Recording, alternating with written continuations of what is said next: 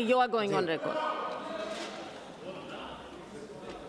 भारत माता के सबसे दर्दनाक घावों में से एक, जिसे वामपंथी उग्रवाद भी कहते हैं, नक्सलवाद भी कहते हैं, ये दर्द देने का काम जिन्होंने किया, उनके नेता आज इसमें गंभीरता से चर्चा करने के लिए भी तैयार नहीं हुए।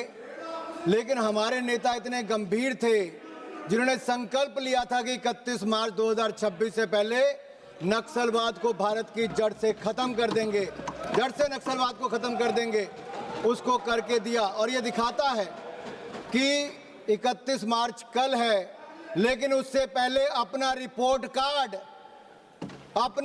कार्ड लेकर कोई आया है तो अमित शाह जी इस भारत के गृह मंत्री लेकर आए। ये है संकल्प से सिद्धि की यात्रा। और मैं इसलिए भी कहता हूं, बंगाल से बस्तर की बात हो, पशुपति से तिरुपति की बात हो, देश को लहूलुहान करने का काम किया तो नक्सलवाद ने किया। ये रेड कॉरिडोर 126 जिलों तक पहुंचा, जंगलों में इसकी आग जलती रही, और इस नक्सलवाद के आगे किसी ने सरेंडर किया तो उस पार्टी का नाम है कांग्रेस। और एक नहीं, अनेक ऐसे उदाहरण में ये रेड कॉरिडोर के लिए रेड कारपेट बिछाने का काम कांग्रेस कर रही थी। एक नहीं, अनेकों उदाहरण आप सबके सामने हैं। लेकिन आज 126 जिलों से कम होकर 2 जिलों से कम, और आज के दिन भी नक्सलवादियों को ढेर किया गया और अन्य नक्सलवादियों ने आज आत्मसमर्पण भी किया है। अरविंद जी कह रहे थे कि आप उनको गाड़ने की बात करते हो। हमने उनसे कहा था कि आप आत्मसमर्पण कर दीजिए, मुख्य धारा में आ जाइए। अगर सरेंडर करेंगे तो हम आपको माफ करेंगे, अगर सरेंडर नहीं करेंगे तो गाड़ने का काम भी करेंगे। इसलिए नक्सलवाद मुक्त करने का काम किया। 1851 सुरक्षा कर्मी जिनकी शहादत हुई, मैं उनको श्रद्धांजलि यहां पे पूरे सदन की ओर से देना चाहता हूं। ज्योत्सना जी, आपने तो केवल कांग्रेस के नेताओं को श्रद्धांजलि देकर खत्म कर दिया।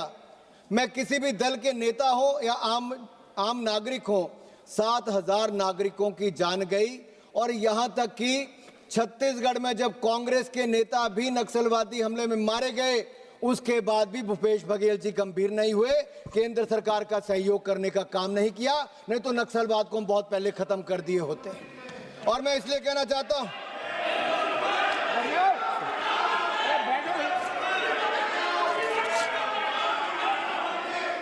ये तो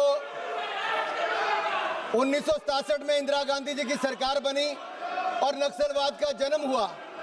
फिर इंदिरा गांधी जी की सरकार बनी तो पंजाब में आतंकवाद आया, और चाहे कश्मीर की बात करें तो वहां पर भी हो। जिस बीमारी का आपका पास इलाज नहीं था, आप उसको लाइलाज कहते थे, उसका इलाज भी नरेंद्र मोदी की सरकार ने निकाला, आज नक्सलवाद मुक्त करने का काम किया। जिस मर्ज की आपके पास दवा नहीं थी, उसकी दवा भी हमने दी और उसको दबाने का काम भी हमने किया है। यह है संकल्प हमारा, और सिद्धि तक ले जाने का काम दृढ़ निश्चय के साथ काम किया है।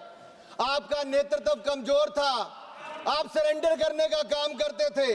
आप आज गरीबी, पिछड़ापन और सामाजिक भेदभाव की बात करते। 60 साल आप लोग सत्ता में रहे, आप सरेंडर करते रहे, हमने सरेंडर नहीं किया। और मैं ये कहना चाहता हूं, यही नहीं, राहुल जी आज सदन में नहीं है, लेकिन टुकड़े टुकड़े गैंग के साथ कंधे से कंधा मिलाने चले गए थे।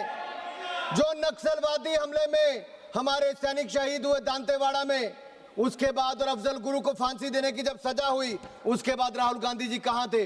टुकड़े टुकड़े गैंग के साथ थे। अफजल गुरु को बचाने के लिए आपके नेता सामने आए, लेकिन हमारी सरकार ने उसके खिलाफ भी काम किया। यही नहीं, ऐसे अनेकों उदाहरण हैं। लेकिन हमारी सरकार ने जीरो टॉलरेंस पॉलिसी अपनाई, सुरक्षा भी और समृद्धि भी, इस मॉडल पर हमने काम किया। आप जंगल जमीन की बात करते हैं। जल जंगल जमीन की रक्षा के साथ साथ सुरक्षा, सम्मान और समन्वय, इसको भी हमारी सरकार ने बनाया। नक्सलवादी विरोधी अप्रोच को लेकर चले, और हमने सड़कें भी बनाई, स्कूल भी बनाए, बैंक भी बनाए, मोबाइल भी बनाया, और अपने इलाकों का विकास भी करके दिखाया है। आपने कहा कि आपकी गोली पृष्ठभूमि को देखकर चलती है, ऐसा नहीं है। मोदी सरकार ने जो विकास किया उसके लिए किसी को, किसी का धर्म, किसी की जाति नहीं देखी। 25 करोड़ गरीबों को गरीबी रेखा से बाहर निकालने का काम किया। ये जगदम्बिका पॉल जी हमारे बीच में बैठे हैं, माननीय सभापति जी, इनके दामाद प्रवीण सिंह जी IPS अफसर थे, झारखंड में थे, नक्सलवादियों से लड़ते लड़ते वो घायल भी, उनकी जान भी चले गई। क्या आप आज तो इस विषय पर इनको बोलना चाहिए था, परिवार ने कितना कुछ खोया है। आप कहते हैं माइनिंग वालों को, अरे माइनिंग वालों को तो दिग्विजय सिंह जी का खाता निकाल कर देखिए, सालों साल माइनिंग की, लेकिन वहां पर विकास कोई नहीं करवा कर दिया। मैं कुछ बातें यहाँ पर 67 से मैडम, मैं सिर्फ 3 मिनट में अपनी बात खत्म कर रहा हूँ। 67 के दशक में इंदिरा जी की सरकार थी, IB चौहान जी ने क्या कहा, गृह मंत्री थे, उन्होंने कहा यह कानून व्यवस्था का मामला है, इसे स्थानीय पुलिस बल द्वारा रोका जाएगा, कुचला जाएगा। ये थाने का मामला है, थाने का मामला बताया था आपने 67 में, 126 जिलों में पहुंचा। 80 के दशक में राजीव गांधी जी की सरकार में उन्होंने कहा नक्सलवाद की समस्या मूलतः सामाजिक आर्थिक समानता की समस्या है। मैडम 2 मिनट में खत्म करो प्लीज। इसे विकास से हल कर लिया जाएगा। और यही नहीं, 1990 में नरसिम्हा राव जी की सरकार में कहा गया, ये बिहार, आंध्र प्रदेश, मध्य प्रदेश में पहुंच गया और ये कहा एक विकास की समस्या है। अरे 60 साल आप सरकार में रहे तो क्या करते रहे आप लोग? अनुराग जी, यही नहीं, मनमोहन सिंह की सरकार में नक्सलवाद चरमोत्कर्ष पर पहुंच गया और ये भी कमजोरी अपनी दिखाते गए और कहते कि नक्सलवाद अब तक देश की सबसे बड़ी सुरक्षा चुनौती है।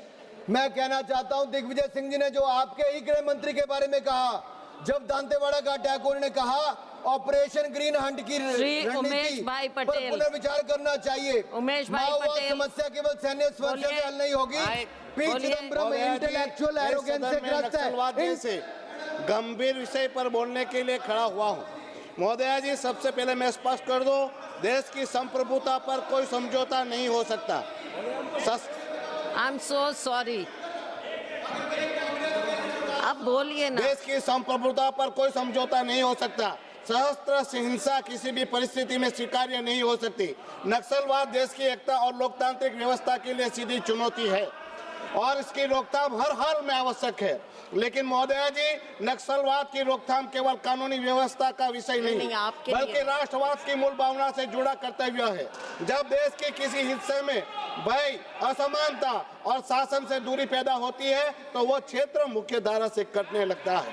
महोदया जी, सवाल यह है, जब हम हर साल नक्सलवाद खत्म करने का दावा करते हैं तो ये समस्या बार बार क्यों बढ़ती है? सच्चाई यह है कि आदिवासी क्षेत्र में भूमि अधिकार स्पष्ट नहीं हुए, विकास के नाम पर विस्थापन हुआ लेकिन पुनर्वास अधूरा रहा, योजनाएं कागज पर बनी लेकिन जमीन पर भ्रष्टाचार ने उन्हें रोक दिया और सबसे महत्वपूर्ण, स्थानीय लोगों को उनके ही संसाधनों पर निर्णय लेने का अधिकार नहीं दिया गया। महोदया जी, मैं अपने संघ प्रदेश मैडम 1 मिनट हुआ है, मुझे 3 मिनट तो फटाफट मैं अपनी बात खत्म करिए। 2 मिनट में खत्म करिए। मेरे साथ ऐसा क्यों होता है? बोलिए और खत्म करिए। मेरे साथ होता है, खत्म करिए। क्या हम छोटे प्रदेश से आदेश ले? आप खत्म करना चाह रहे हैं कि नहीं? तो दीजिए, सबको 4-4 मिनट मिली है। आप बोल तो रहे नहीं। महोदया जी, मैं अपने संघ प्रदेश DNH और दमन दीव की बात करना चाहता हूँ। मेरे प्रदेश